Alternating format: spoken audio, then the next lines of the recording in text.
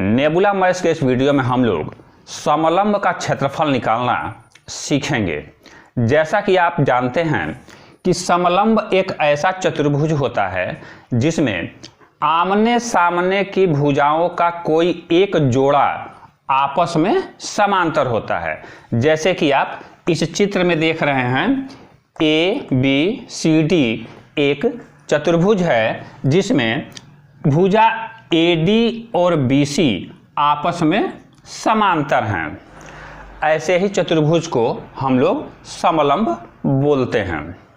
इस चतुर्भुज में आप यदि गौर करें तो भुजा AB और DC समांतर नहीं हैं, थोड़े से तिरछे हैं।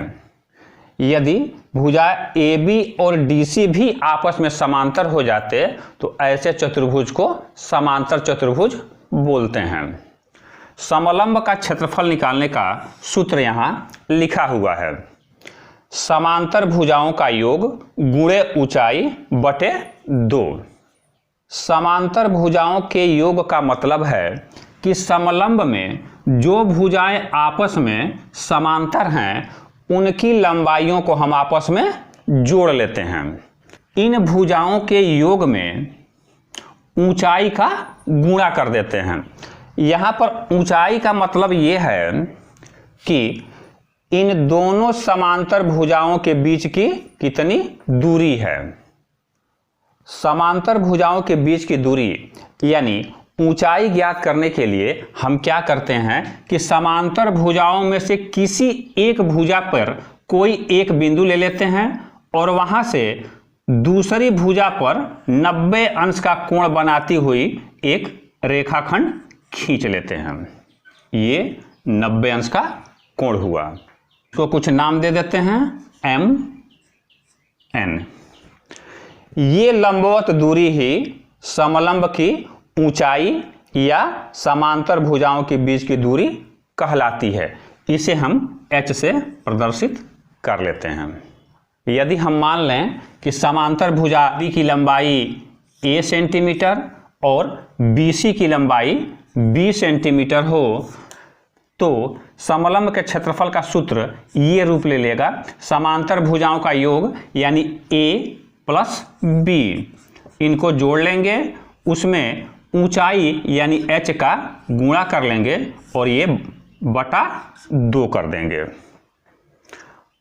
आइए अब कुछ सवालों के माध्यम से अभ्यास करते हैं। पहला सवाल है कि एक समलंब की समांतर भुजाएं 8 मीटर और 6 मीटर हैं और इसकी ऊंचाई 4 मीटर है, तो समलंब का क्षेत्रफल ज्ञात कीजिए। दिए हुए प्रश्न के अनुसार एक समलंब का चित्र बना लेते हैं जिनमें समांतर भुजाओं में से छोटी वाली भुजा 6 मीटर की और बड़ी वाली भुजा 8 मीटर की दी हुई है और इन समांतर भुजाओं के बीच की दूरी यानी ऊंचाई 4 मीटर दिया हुआ है। प्रश्न में जो कुछ भी दिया हुआ है उसको क्रम से यहाँ लिख लिया जाता है। समांतर भुजाओं में से पहली भुजा 6 मीटर, दूसरी भुजा 8 मीटर और ऊंचाई 4 मीटर दिया हुआ है। प्रश्न के अनुसार हमें समलंब का क्षेत्रफल निकालना है, इसलिए दिए गए सारे वैल्यूज को हम समलंब के क्षेत्रफल के सूत्र में रख देंगे। सूत्र के अनुसार सबसे पहले समांतर भुजाओं का योग निकालना है यानी 6 और 8 को जोड़ देना है। 6 + 8 ब्रैकेट लगा देंगे, गुणे ऊंचाई 4 मीटर है, 4 लिख देंगे और बटा 2, तो यहाँ भी हम बटा 2 कर देंगे। अब इसको हम हल करेंगे। 8 और 6 14 और चाहे तो 2 से 4 को यहीं पे काट सकते हैं। 14 × 2 = 28।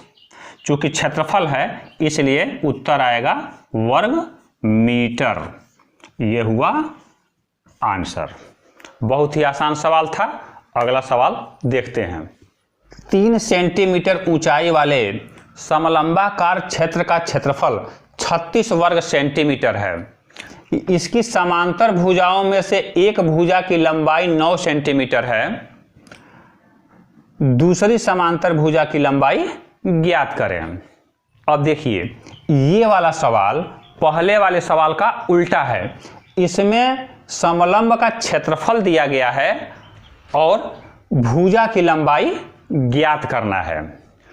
पहली वाली भुजा 9 सेंटीमीटर की दी गई है, तो दूसरी वाली भुजा को हम मान लेते हैं कि x सेंटीमीटर का होगा। x का मान ज्ञात करने के लिए क्या करेंगे कि क्षेत्रफल का फार्मूला लिख लेंगे, क्योंकि सवाल में क्षेत्रफल दिया गया है। क्षेत्रफल बराबर समांतर भुजाओं का योग गुणे ऊंचाई बटे 2। अब क्या करेंगे कि इस सूत्र में क्षेत्रफल के स्थान पर क्षेत्रफल की वैल्यू यानी 36 वर्ग सेंटीमीटर लिख देंगे।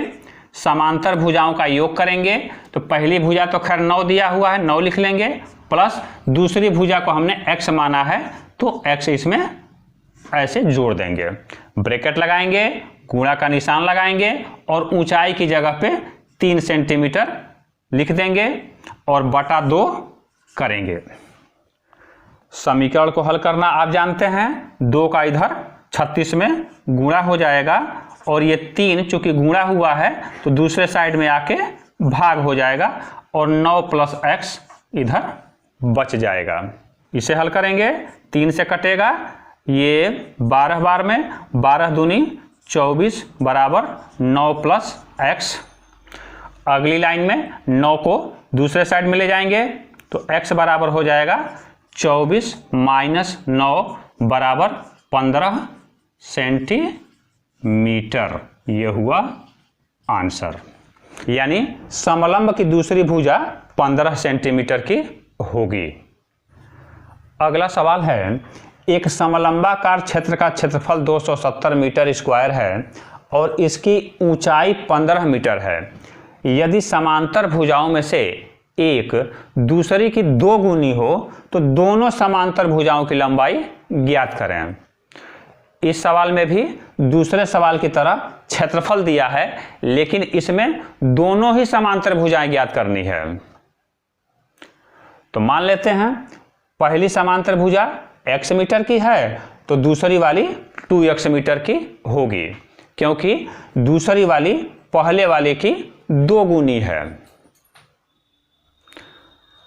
अब जैसा कि दूसरे वाले सवाल में किए थे, क्षेत्रफल का फार्मूला लिखेंगे। क्षेत्रफल के नीचे क्षेत्रफल की वैल्यू यानी 270 मीटर स्क्वायर लिखेंगे।